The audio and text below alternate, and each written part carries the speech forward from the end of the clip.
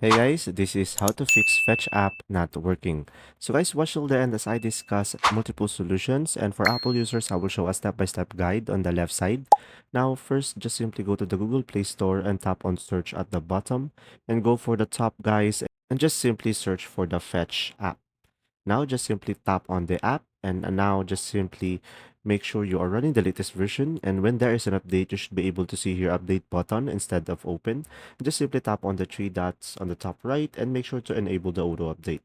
Now another solution, just simply go to the settings into your device, and now from here just simply scroll down and go for the apps, and after that guys just simply go ahead and try to find the fetch application over here and tap on it. And now from here just simply go for the storage and tap on clear cache, and you should be able to fix it. But if you still have issues, just simply go back over here and tap on clear data and tap on OK, and you should be able to fix it. Now, the next solution, just simply go to the Google Play Store. And after that, just simply uninstall the application and tap on uninstall, and just simply reinstall it back again into your device.